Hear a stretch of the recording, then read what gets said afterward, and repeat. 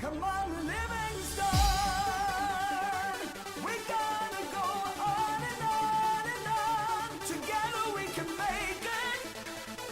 We gotta go on and on and on. Come on, Livingston. Knocks it through. Mullen bursting into the box. Josh Mullen. Together we can make it. Mullen's ball across, it's turned in! It's Pittman who's got it! Livingston leads! Road is long. Can they get the ball back in? O'Brien. Lead! And Livingston have the lead! Man, can score. If we march together.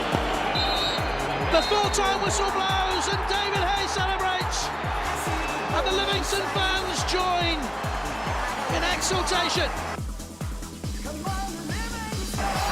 Livingston have the lead against Rangers, and they are certainly rising to a few occasions on their return to the top flight in Scotland. Come on, Livingston. We gotta go. Hello and welcome back to Talk Livi, the podcast dedicated to everything Livingston Football Club and Scottish football. My name's Ewan, and today it's a bit of a surprise. It's a full house on Talk Livi for the first time in what seems like probably close to a year. Both Bruni and Angus are here. How are we doing, guys? Very well. Very, very well, especially after the victory at the weekend. Everybody on a high going into the new week. So just shows what 3 points does. What about yourself, Angus? Yeah, can't do it much better. Struggling a bit with my voice here, as you'll probably hear. If you hear somebody coughing and spluttering, through this, it's probably me. But yeah, very good weekend. The GS boys got the weekend a good start by dispatching of Real Maroon, and then the main team went and done it as well. So yeah, but I'm sure we'll talk right about that later on in the episode.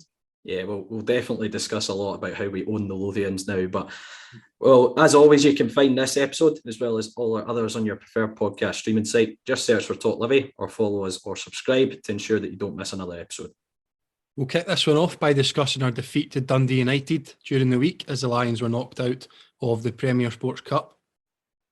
We'll look back at Livi's Premiership victory over Hearts as the Lions return to winning ways. And finally, we'll look ahead to our daunting trip to Glasgow as we take on the champions Celtic.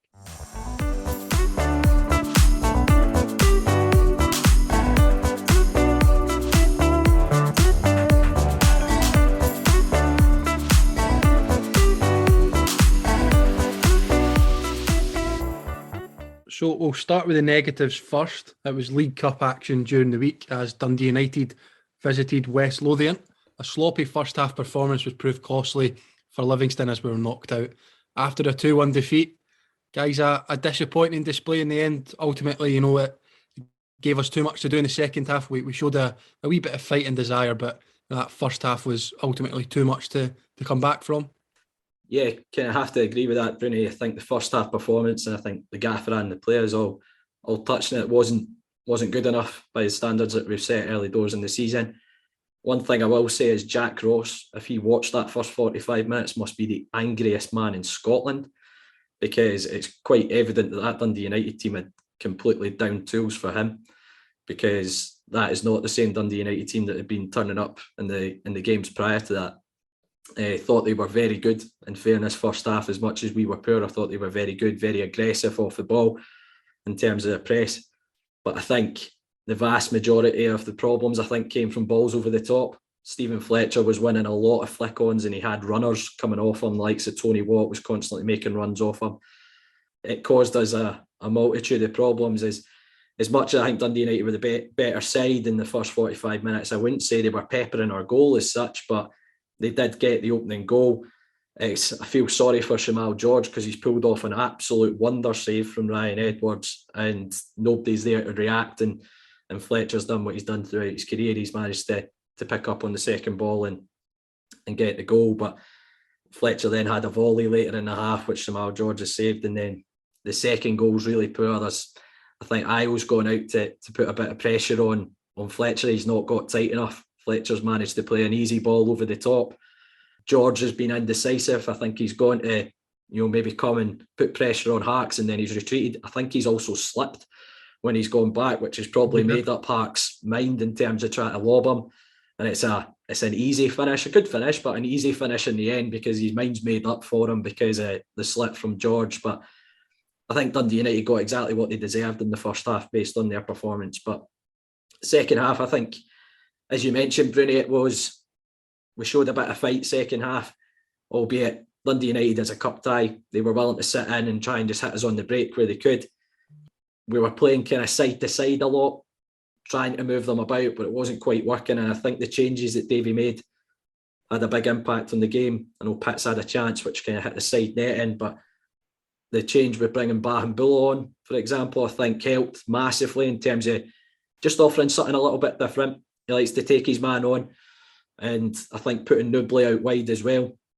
We'll talk about this probably in the Hearts game, but I think that's proved beneficial in the last 2 games, putting him out wide again. I think it's taken a bit of attention from centre-halves off him, and Guthrie made a difference as well. And we did manage to get the goal back from Curtis Guthrie making his debut. Good ball by Devlin to the back post. Montano, who I thought was the pick of our players on Wednesday night and on Saturday against Hearts, he's managed to knock it down, and Guthrie's got an easy header in the middle of the 6-yard box. But we almost rescued it and took it to extra time. Sean Kelly's had a fantastic free kick, which has come off the outside of the post. But yeah, as you mentioned, Bruni, just left ourselves a bit too much to do. Yeah, I think that shape change in the second half sort of worked a wee bit. I know we'll get on to Saturday, but on Wednesday night, Sean Kelly was maybe struggling a wee bit, and I don't think Obalai helped him, in fairness. I don't think it was Io's best game at all, but we were playing 4 and Sean was obviously one of those 2 centre-halves, and then we tweaked it a wee bit. Sean comes across to left centre-half. I think Nicky Devlin ends up tucking in it at right centre-back, and Omiyonga sort of playing as a wing-back, but that allows sort of overlapping right centre-half with Devlin to get forward, which ultimately is what the goal comes from, and Omiyonga's replaced by Bahambulla in the end. So I think that sort of helped, and it allowed Sean Kelly as well on the left, had a wee bit more protection, with Obalai further across, Devlin tucked in when we were defending. But yeah, it was a real frustrating one, especially, off the back of the 9-0, and obviously they've conceded 7 as well previous weeks. But if I was a Dundee United fan, I'd be absolutely fuming. I mean, that dressing room can't be a good place to be. You look at some of the players that played, I'm not going to single out individuals or anything, but, I think the majority know the people that would have thrown Jack Ross under the bus or not come out and played for him. So for me, I thought Stephen Fletcher was brilliant. Probably won quadruple the headers in the first half than he won the whole game at Tannadice in our 1-0 win there. Thought he was brilliant. His link-up was great. Showed that with it's a goal. It's a typical poacher's goal after you mentioned the brilliant save from Shamal George. But the link-up for the second goal is very good. Great ball through, obviously. It's a good finish from Harks, despite, Shamal sort of making a bit of a mistake. But again, as you mentioned, he slips a little bit. But yeah, it's just a frustrating one because you can't start a game that poorly and then expect to get something, no matter how well you play in the second half. I did think, if we'd have got the goal earlier, maybe, that momentum would have shifted. You saw as soon as we got that goal, the crowd was lifted. We obviously came close again, as you touched on, with Sean Kelly from that free kick. I was absolutely delighted. A lot of folk were, maybe sound stupid, but I don't think it was a penalty at all. It's right on the edge of the box, but I was sort of quietly confident. I wasn't absolutely gutted that it wasn't a penalty, because I was like, this is about 20 yards from goal, screams left footer. I know how good Sean Kelly is from a dead ball, which I would have been laughed off the podcast if I said that a year ago. Crashes it off the post. Very unlucky. I just think, but the boy Eriksson, he's obviously had a brilliant game on Saturday, saving the penalty, keeping a clean sheet, but he looked very, very shaky for me during the week, and I don't think we threatened him at all, especially it's a goalie that's just conceded 9. We didn't really have a shot from distance that forced him into a save or anything like that. We saw there was a few times the ball came forward and came for crosses, flapped at it, maybe dropped it a wee bit. So that was probably the frustration for me. But positive would be that Curtis Guthrie looked all right. He's looked a handful off the bench a couple of times now. That's pleasing. You've had a few folks saying he's come from Indian second tier and, it's a bit of a panic buy and things like that. But, for me, he's done all right so far. But yeah, frustrating to go out, especially when you look at Dundee United, John Kilmarnock, you've got one of those at Hampden, one of that obviously in the semi-final. So it's very, very frustrating when you look at that, because I don't think either of them are particularly better than us. Obviously, the bigger clubs, bigger budgets, whatever, but on our day we could embarrass both of them for me. So it's probably frustrating in that sense. But yeah, I think we just put it down to a bad day at the office. We'll obviously get onto Hearts in a moment, but made it 3 defeats on the bounce. Wasn't looking great, but very disappointing evening on Wednesday. Yeah, I've not got much to add, on kind of the Dundee United kind of stuff. I didn't get to see the game. I was busy on a work night out, but by the sound of things, poor show, Angus, part-time fan. What can I say? It doesn't sound like I missed much, to be fair. But yeah, I guess it's just disappointing. And as Callum's just saying there, you're looking at the next round. It's Kilmarnock. It's a great opportunity to make a cup semi-final. But I guess we just got to kind of put the result behind us, and kind of move on from it, which we eventually would do so. But yeah, I guess Curtis Guthrie coming on. Gets a debut goal. If he's just as good a goal scorer as the last Guthrie that we had, I think he'll do all right. To be fair, I think a lot of people will be making that comparison. Strange to be talking about a centre back and a striker in that way, but I think we'll talk about the kind of the tributes that he displayed later on. But I don't think there's too much else to kind of discuss about this one. Liam Fox, at Dundee United, do you guys think that he's got a chance of getting the job properly? He's certainly not done himself any harm getting a win and a point at the weekend. He's obviously showed them up a little bit based on their previous performances. And I know Foxy is very highly thought of in kind of coaching circles. He obviously worked with ourselves, with Davey during the COVID season. So no, he's certainly given himself an opportunity. He knows the club well enough now, having been there for just over a year. I know a few folk were probably making a comparison with likes of Stevie Hamill at Motherwell. The only difference being, I think Hamill obviously played the vast majority of his career at Motherwell, was involved in the youth setup, so he's kind of got Motherwell through and through. So it's whether they look at Liam Fox in a kind of Tam Courts mould, where you look at his coaching background, his managerial background, maybe doesn't scream, a Dundee United manager, but Tam Courts ended up having a very good season last year, didn't he? So yeah, I don't think Foxy's done himself any harm, and wish him the best of luck at Dundee United, just hopefully not against ourselves later in this campaign. Yeah, I'd agree with that. I thought Liam Fox had a very good job when he was with us. Obviously as assistant manager, he's obviously got a good coaching background, I think involved with the youths at Hearts as well. So I don't think it would be a bad appointment. Again, it's probably, is it a job you look at, with what's happened to Jack Ross? Guy's been there about 2 months and already been thrown under the bus by players. I think it was Ange Postecoglou talking about it, where immediately when talking about managers or bad results, it's always the manager. Surely the players need to take a little bit of blame, or a vast majority of blame. Jack Ross can set you up, but Jack Ross can't make a block, make an interception. He can set you up in the shape, but he can't. You lose your man in the box. How's that the manager's fault? Do you know what I mean? So I think folk just go bad results and assume change a manager, that'll sort it. Maybe it won't, but we've seen a slight reaction from Liam Fox going in. So I'd absolutely love him to get it. I've not seen many linked with it. So yeah, we'll see. But big win for them. We're out the cup. It is really, really frustrating, but focus turns to league action, and we put it right on Saturday. There's one thing I would like to mention from the United game, which was the gamesmanship of Dundee United was spectacular. I mean, I would love to see the stats on how long the ball was actually in play and how much time Dundee United wasted, because there was 5 minutes added, and I genuinely think the goalkeeper wasted that 5 minutes himself during the game.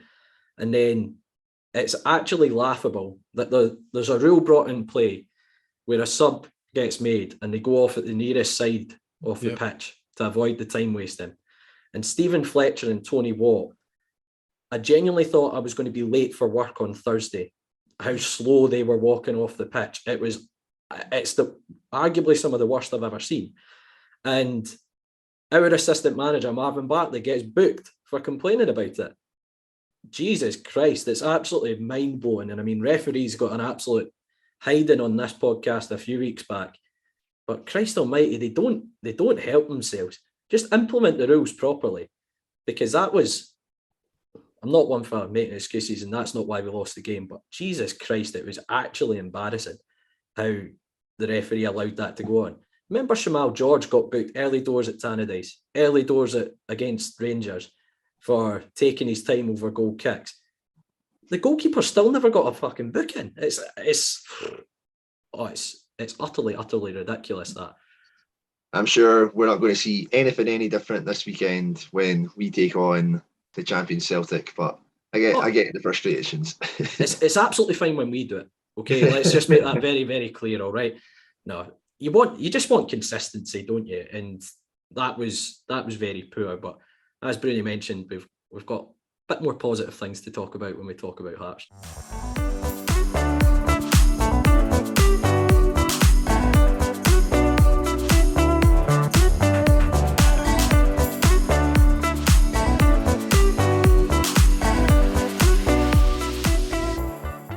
The Lions were at home again, looking to get back to winning ways. They did just that with a first half strike from Christian Montano securing 3 points.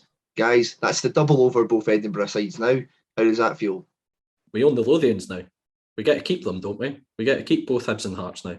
And rightly so. Yeah, simply as you put that, Bruni. Fantastic performance from the team.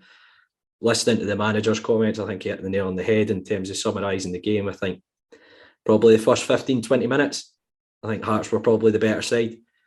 And going by the gaffer's comments, we kind of set up with 2 banks of 4, Gonsalves in behind Newbley, and it wasn't really working. I think he was almost trying to gauge how Hearts were going to set up, because I know, speaking to Laurie last week when he was on the podcast, we've got a number of problems defensively in terms of injuries just now. So it was whether they set up with a 3 or a 4, and I think Davey was trying to gauge that early doors, and they had set up with a back 4, so we did make that change. And I think the last couple of games have proved Newbley, I still think, is a better wide player than as the 9. When he plays as the 9, I think he almost gets too much attention from centre halves because of his size, because of his physicality. So when we made that change to put him out on the left-hand side, when Gonsalves through the middle, I think we started to get a foothold in the game. And I'd probably say we scored against the run of play with Montano's goal. Very well taken by Christian. Good first touch, composed finish. I think it has helped that Craig Gordon is throwing his arms up for an offside, which, by the way, it never was. He was quite clearly onside. I think it's the boy Humphreys that plays everyone on. He's sitting a bit too deep, but it's very well taken by Christian. And I think that goal almost settled us down a little bit in the game, and we started to kind of take control. Gonsalves has had a couple of brilliant chances, one where Penners has broke from deep, rolled it across them. I think he's maybe just stretching for it a little bit, so can't get a good contact, but it has gone wide. Montano had an effort as well, side netting.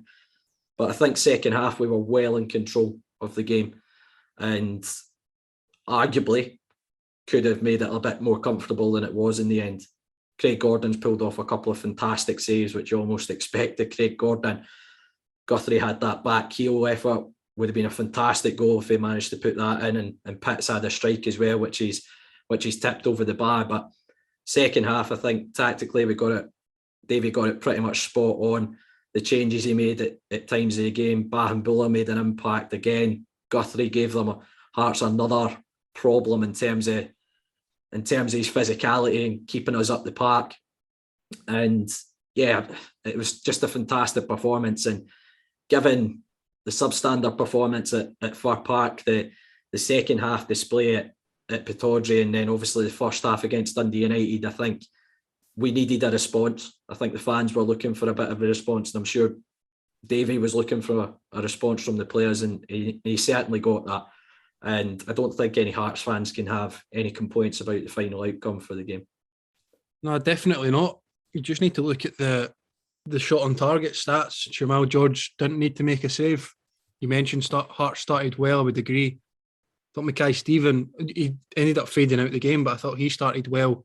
It was clear their intention was to get wide, because I looked at the team, I thought maybe Mackay would go on the left, Mackay Stephen on the right, and you'd maybe have sort of inverted wingers cutting in on their stronger feet, but they went without and out wingers with Mackay on the right, Mackay Stephen on the left, and you saw their intention was to just put balls into the box.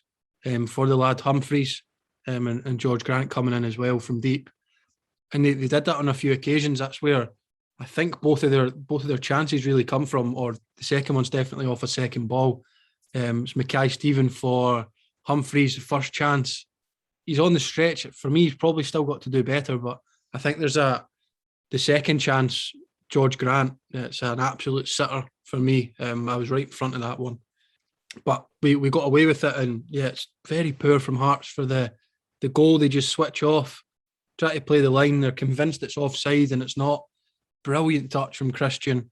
Great finish as well, although, again, as you touched on, Ewan, that Greg Gordon switched off a wee bit, but I think he's expecting the flag. Play the whistle. It's one of the basic rules of football. It's really, really schoolboy from Hearts. And from then, they didn't get back into it at all. I think, going back to the start, I think they underestimated us a lot. I know they've maybe got fatigue, they've maybe got they've got injury issues. Of course they do at the back. I think they miss Halkett a lot. And they've probably not had their full starting 11 for a league match, despite, starting well. I think it was 10 points for 5 games.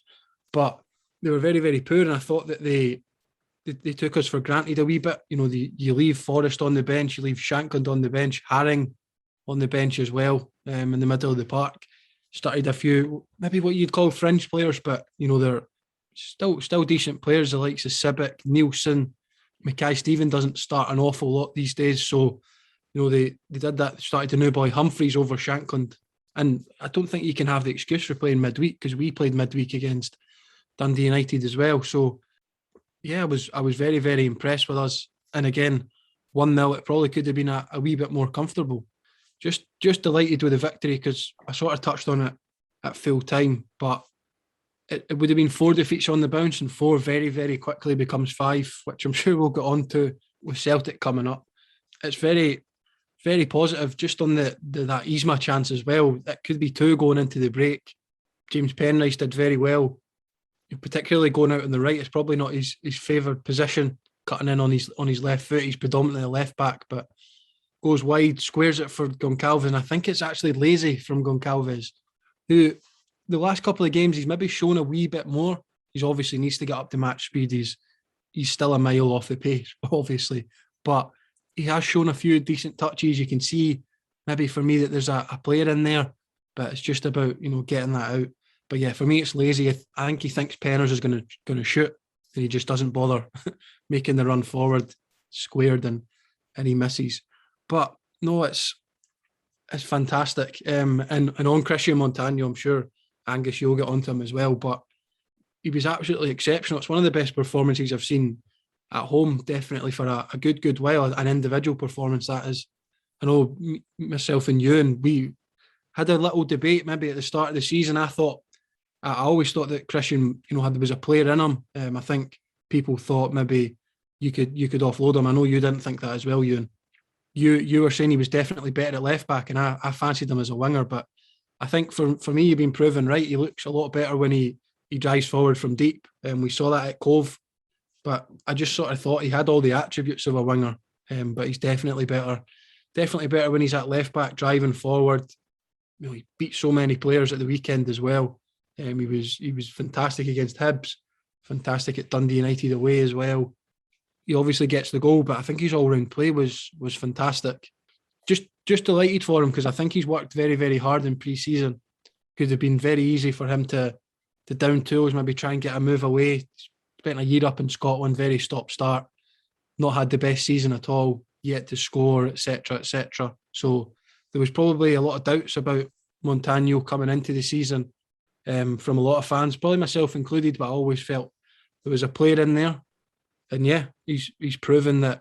What a fantastic start from him. August Player of the Month, and he's already in the hat for September, isn't he? Yeah, I mean, he's probably, I think if you'd looked at the first couple of games, you'd have been like, oh, it's going to take something special for somebody to take over from Newbley as, kind of Player of the Year candidate so far. But it's got to be Montano for the time being at the moment. I was very much like Ewan. For that game just there, I was very surprised to see Montano playing, as a left back, and it was Penrice who was further forward. I thought, that would have made more sense to have been, switched around. But yeah, Montano was absolutely incredible. Him and Newbley, talk about that switch when Newbley came out to the left-hand side. The two of them were linking up tremendously well that, Hearts didn't know what to do with them. they just started trying to tussle with both of them. And, both of them are strong and, quick and powerful players. With the technique and the ability that goes alongside it. The amount of times that Newbley, was holding it up, waiting for Montano to burst forward, nice wee back heel or a lovely wee flick to go around the corner. And then Montano, I think he has a couple of chances. There's one that he can maybe cut across the face of the goal that I think gets at the side netting instead. But yeah, absolutely tremendous. And, I've seen like Davies' comments saying it's as if it's got like his twin brother or something here this season, which is, a bit tongue in cheek. But it just shows you the asset, that we have now with Montano, finally reaching full fitness. Seeing him, bursting forward like this, I think there was glimpses last season that you did have that from Montano, but, he never kind of built up that large spell of games. I think he was starting to do so, and then, he got like a dodgy sending off against Aberdeen or a wee injury would pick up, but it's absolutely fantastic to see that he's progressing this way.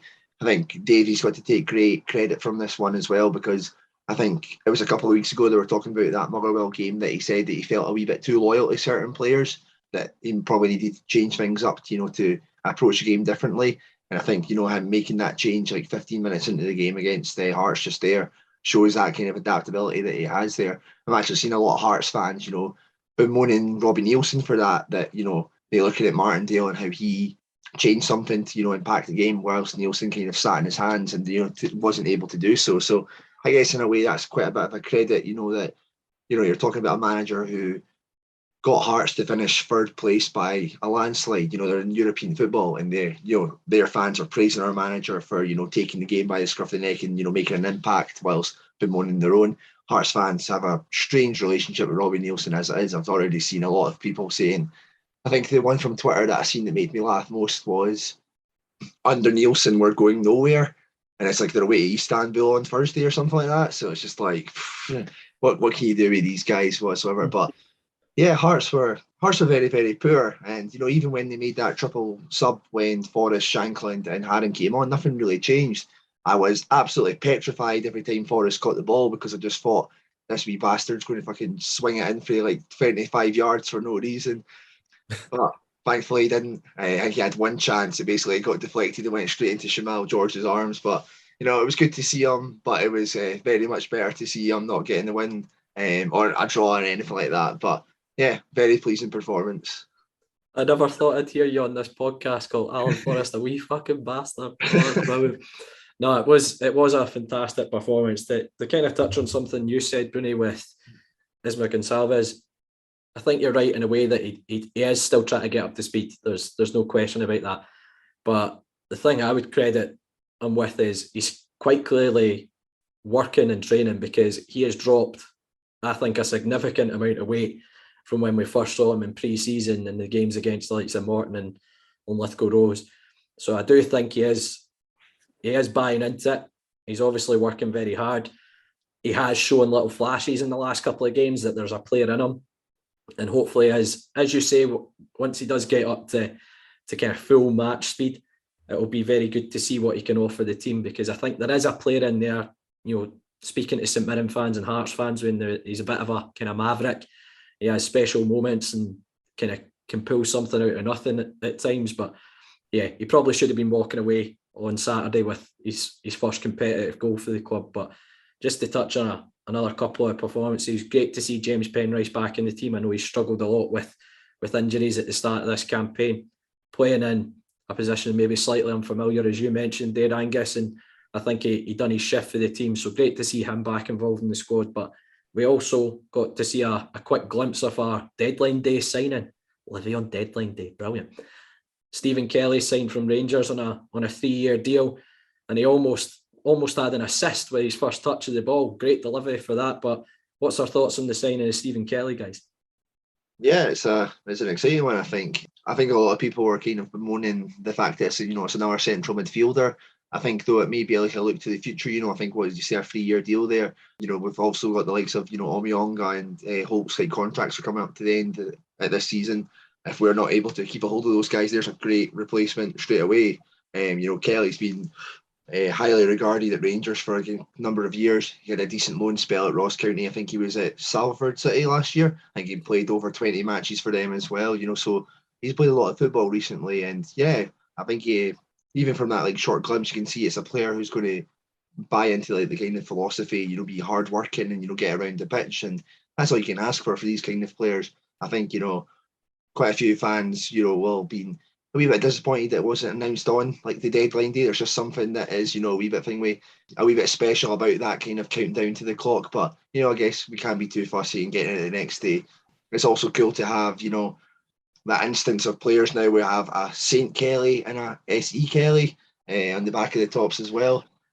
I don't know how Ewan's going to feel about that St. Kelly's not his beloved Sean Kelly, but I think he'll get over it soon enough.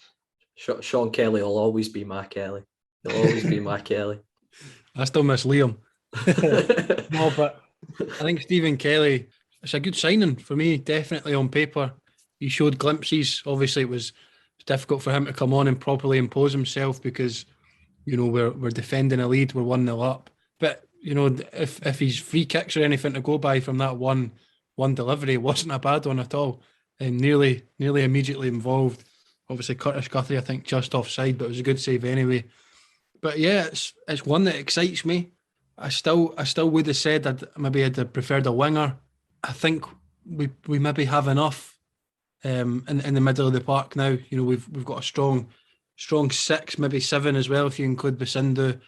He can also play at the back as well, I believe. But yeah, it's a good signing. It's a guy that's been highly rated, as Angus mentioned, for a while, and hopefully he can buy into what the club is all about. You know, that hard working, the tenacity that's required from a midfielder. But I definitely think he's got quality. You know, he's got an eye for a pass, and I can see him being very successful. You know, you look at that midfield now. You know, Sean Kelly, Jason Holt, Omiyonga, Pittman, Shinnie, you know, the likes, and you add Stephen Kelly to that as well. Desperately trying to think if I've not missed anyone out, but hopefully I haven't. But yeah, you know, absolutely delighted that Kelly's on board. I still, as I say, you know, I'm not now the window's done. I'm not sure what your thoughts are on it, boys. But for me, probably maybe just a winger short. But other than that, fairly happy. Yeah, I would agree with you just on the fact that, you know, we've played Penrice on the right wing. I think that's a bit strange. I think having made it very clear on my time in the podcast that, you know, I prefer actual players in their actual positions. I don't think Penrice was massively effective out there. But I think that's kind of natural because it's not, you know, his usual position. Not saying that he was bad at all, but I think, you know, if you have somebody else who is out there, we can maybe take the game to hearts a wee bit more. But yeah, for sure, I would definitely like to see a wee bit more. But perhaps that's with a look to, you know, the fact that we still got Bruce Anderson to come back to full fitness as well. Just got to keep Newbley out there. You might see like a forward three just kind of interchanging between Newbley, Conchalves and Anderson. We also seen Bambula coming on as well. So perhaps, you know, Davies looking at it as, you know, when he gets, you know, Conchalves, Bambula, Anderson up to full fitness, I mean, that's 3 options he can have on top of, you know, we have Newbley there. Like Shinnie or that as well, to be fair. I guess we'll see how it goes. It's one of those ones, it's maybe a wee bit of a risk, you know, leaving us a wee bit short. We're leaving it up to, you know, whether these guys will get fit enough to, you know, play it. But I guess when it comes to January, we'll have a better answer to that, and, you know, we can rectify that if need be. Yeah, I mean, granted the transfer window's closed, but you've still got the free agent market, which you can always work with, don't you? But yeah, I think you kind of mentioned that there. I think when you've got Bruce Anderson available, he will be the number 9 going forward. And I think the way we play is typically a kind of 4-3-3 or 2 guys in behind the 9. I think if you've got Anderson available, Newbley gets to play in what I see as his best position, which is either out on the right or left-hand side. I've seen enough from Bambula the last couple of games when he's came on. I think he offers us something completely different to some of the players that we've got in terms of committing men and taking a player on. So I'd be excited to see a bit more of Bambula going forward in that area. But you also have players who can fill in as well. The likes of Shinnie can play wide if needed. He had a good few performances at the tail end of last season playing on the left-hand side, for example. So we do still have options, but if we were able to get somebody that can come in and is a good fit for the football club and will offer the squad something, I would rather Davy brought in someone that can offer something to the team rather than just getting a wide man for the sake of getting a wide man. And we don't have the resources to just carry players. And I think if we're bringing in someone, they need to offer a lot to the team. But certainly, great result against Hearts. a much needed win, given who we're going to face next.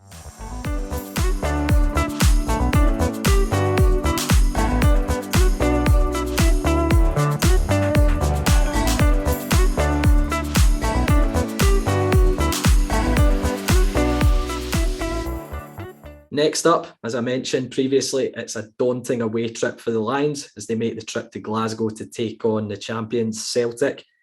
Lads, after watching bits and pieces of the Old Firm game and some of Celtic's games this season, it doesn't get much tougher, does it?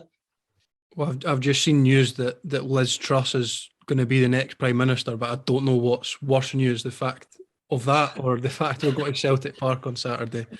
As well, we're recording this before their inevitable win against Real Madrid on Tuesday as well. So, no, you'd hope maybe they're leggy from Tuesday night, but again, that's probably the only thing you can talk about. It's a totally different beast this year. You know, we saw that probably towards the end of last season. Once Postecoglou's side got going, you know, they dismantled us at home 3-1. They ended that massive hoodoo. It's 0-0 at Celtic Park, obviously, last season, so we can take a bit of positives from that. We've done that a good few times, you know, against Neil Lennon's side and Brendan Rodgers as well as Postecoglou's. So, you know, we can definitely take the positives from that. I'm sure it's always a banana skin. It's always one Celtic fans bring up. But yeah, for me, it's damage limitations at the weekend. I hate to be negative about it, but you know, Rangers have just gone there and lost 4. They've scored 25 goals in their 6 league games. There comes a point where they can't score. Surely. No. It's an average of 4, just over 4 goals a game, which is... They've only conceded 1 as well. Yeah, conceded once to Ross County, which I think they ended up winning 3-1 as well. So, and that was away from home. I think it was a set piece. So, yet to concede at home, they've just looked incredible, haven't they? Of course, they've strengthened have a little laugh and a joke with mates and things that, you know, as well as they've done, you know, they've spent 30-40 million, so, you know, they should be expected, but, you know, they have to still get the recruitment right. We all know that. So I don't think they've really made a bad transfer. You can maybe argue McCarthy, the boy Ideguchi, who probably haven't got going yet, but other than that, you know, you look at their strength and depth. I was watching the Old Firm game before our game, or the Glasgow Derby. Sorry to Celtic fans listening to this. But yeah, Kyogo goes down. You're sort of, for half a second, that's decent. Obviously, you don't want a player injured, but you're going as a Livingston fan, people of Livy persuasion. Well, that's good. He might be out for the weekend. Giakoumakis comes on. Do you know what I mean? It's not... They're not replacing him with Ayeti anymore, who obviously scored against us as well. But you know, Jota, you know, the likes of Abada, O'Reilly, McGregor, the team's just, it's frightening. So yeah, I'm worried. I'm worried. It's one I wish that is just over and we can get on with Saturday. But no, there's no pressure on us, which again is a positive we can take. Yeah. Exactly, it's a free hit. We've just got to, you know, kind of put as good a account of ourselves as possible, you know, kind of just get on with it. As you mentioned there, the squad depth. I mean, they started up front with Abada, Kyogo, and Jota. They could change all 3 and they'd still have Maeda, Giakoumakis, and then the new boy was like Haksabanovic or something like that. Like, you're talking about that kind of squad depth is absolutely unreal. Like Aaron Moy, you know, a very experienced player, could come on into the middle of the park, you know, easy swap as well. But again, you know, I think, you know, there is some elements, you know, at Celtic you can get against them. We look at Joel Newplay, you know, how he caused Rangers his defensive issues. Who says that, you know, a couple of 1v1 situations, they're not going to leave an awful lot of players at the back. Who knows, in those areas where we might end up to get a wee bit of joy, where we can, you know, win a free kick in a decent area. You know, we've scored a couple of times from them now. You know, Montano at the weekend just there. Obolai's winner against Hibs as well. Who knows, maybe a free kick from deep with, you know, some of our aerial options, you know, could be something that causes them a wee bit of havoc. I'm not entirely convinced by the likes of Carl Starfelt at the back. I think he's got a mistake in him. However, saying that at the same time, though, the other back three, you know, the likes of Carter Vickers, Taylor Juranovic have been nothing but solid like the last year or so. So, you know, we've kind of got to just see how it goes. Make ourselves competitive in the best way possible. But yeah, I think we'd be fooling ourselves if we were going into this, properly expecting anything from it. But we'll give it a good go as we always do, and we've done it before. Why not? Sneak a wee.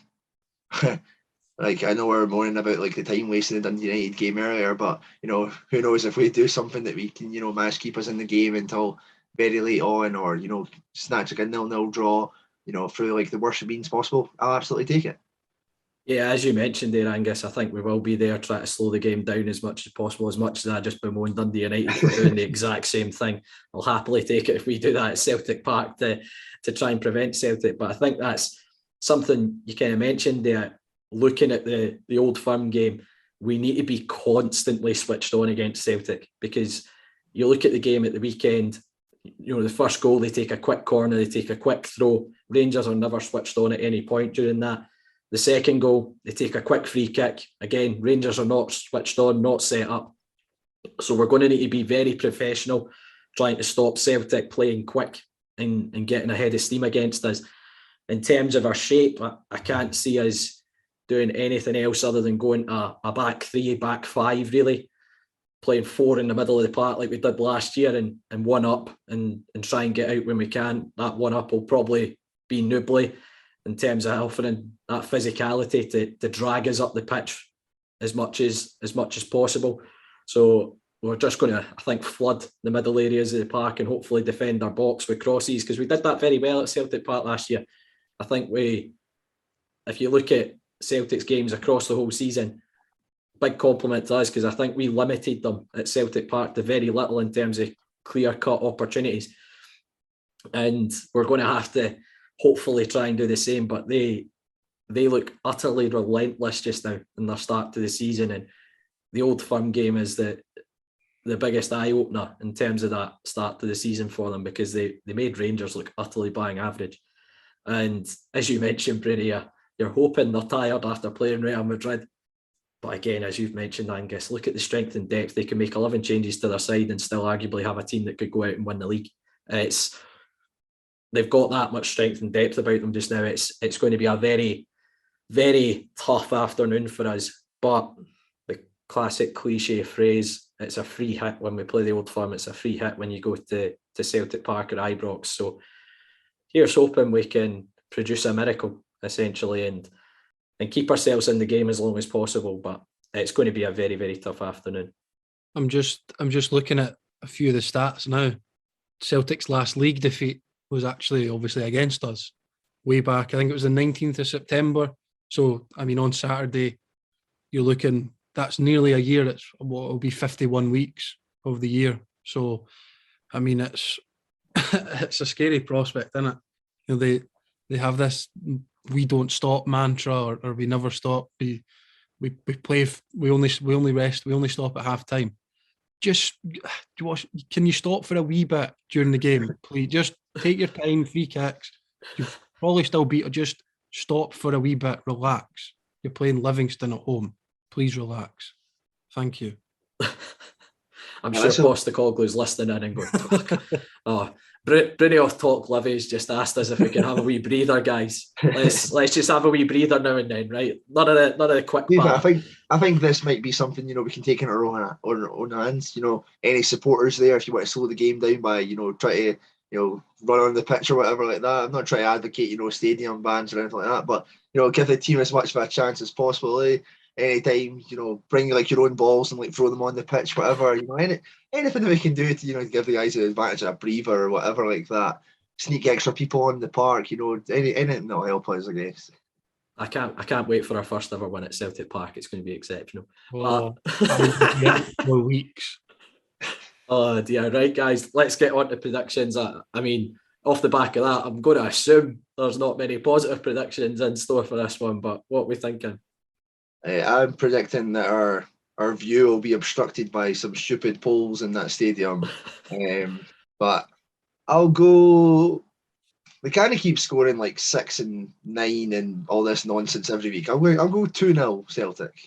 That's getting clipped, isn't it? Oh, geez, now you're asking. I was just going to say Livy win for a laugh, but I'm not. Oh, go on, 4-0. I'll go 4-0 Celtic. 4-0. It pains me to say it. Now, we got in trouble off Nicky Devlin last year for being really negative when we went to Celtic Park. I distinctly remember it.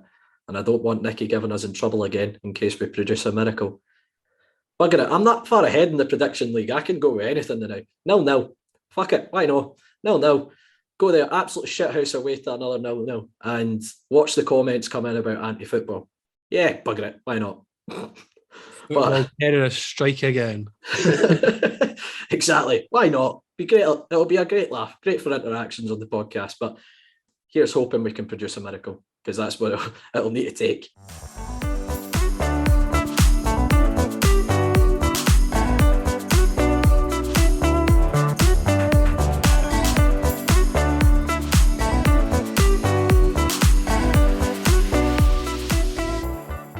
That's it for this week's episode of Talk Livi. Thanks very much again to every single one of you for tuning in, week out.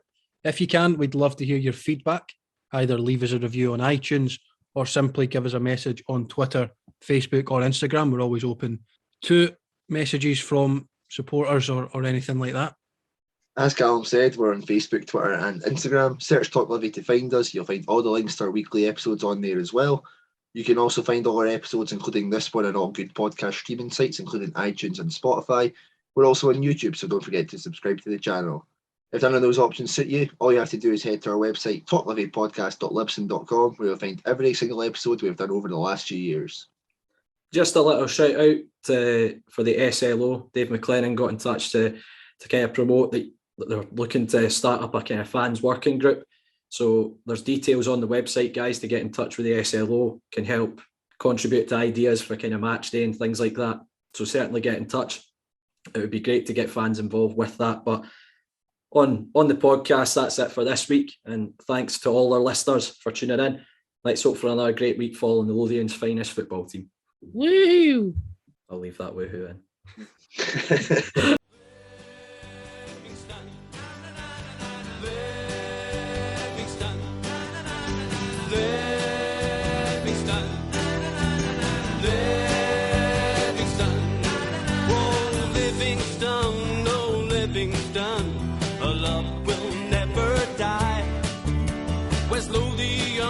West Lothian is our battle cry.